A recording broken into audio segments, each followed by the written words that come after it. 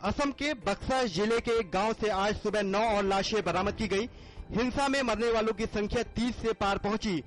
ये लाशें सालबाड़ी उपमंडल में मानस नेशनल पार्क के पास खगड़ाबाड़ी गांव से बरामद की गई। मृतकों में 4 बच्चे और 2 महिलाएं भी शामिल हैं। असम में हुई हिंसा पर कांग्रेस अध्यक्ष सोनिया गांधी ने सांप्रदायिक और उग्रवादी संगठनों की भूमिका की निंदा की। सोनिया गांधी ने कहा कि देश का स्वाभाविक बहुलवाद कभी भी विभाजनकारी और हिंसक ताकतों को सफल नहीं होने देगा। भाजपा के प्रधानमंत्री पद के उम्मीदवार नरेंद्र मोदी ने आज उत्तराखंड के श्रीनगर में चुनावी रैली को संबोधित किया। मोदी ने उत्तराखंड की कांग्रेस सरकार पर आपदा राहत में विफलता का आरोप लगाया। उन्होंने कहा कि घोषणा पत्र में पर्यटन को बढ़ावा देने के विशेष उपायों को जगह दी है। सूचना एवं प्रसारण मंत्री मनीष तिवारी ने आज स्पष्ट किया कि प्रसार भारती संसद द्वारा कानून पारित कर बनाई गई एक स्वायत्त संस्था है। सूचना एवं प्रसारण मंत्री ने यह भी कहा कि सबसे पहले सरकार ने सैम पित्रोदा कमेटी का गठन किया था, जिसकी रिपोर्ट पर काम चल रहा है। बिहार भाजपा नेता गिरिराज सिंह की अग्रिम जमानत अर्जी देवघर की एक अदालत ने आज खारिज की। वह कथित रूप से नफरत फैलाने वाले भाषण देने के आरोपों का सामना कर रहे हैं। कांग्रेस उपाध्यक्ष राहुल गांधी ने आज अपने संसदीय क्षेत्र अमेठी में जनसभा की।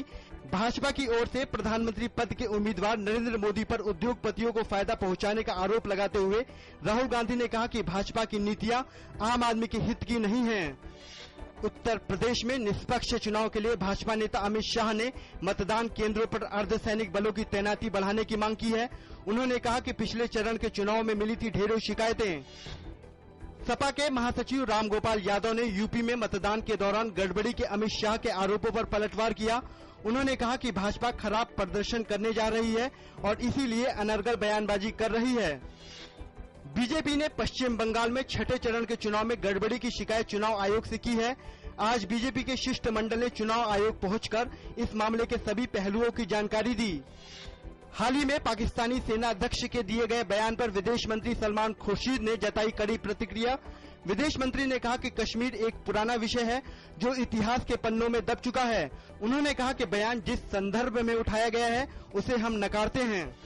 एशियाई स्नूकर चैंपियनशिप में देश के कमल चावला ने कांस्य पदक अपने नाम कर लिया है। चावला को सेमीफाइनल में मलेशिया के लियांग थॉर से हार का मुंह देखना पड़ा और इस कारण उन्हें कांस्य पदक से संतोष करना पड़ा।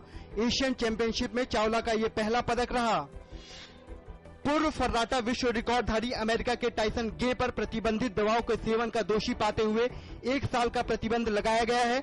अमेरिका के एंटी डोपिंग एजेंसी ने कहा कि उन पर 2 साल का प्रतिबंध लग सकता था, लेकिन उनके सहयोगपूर्ण रवैये की वजह से ऐसा निर्णय लिया गया।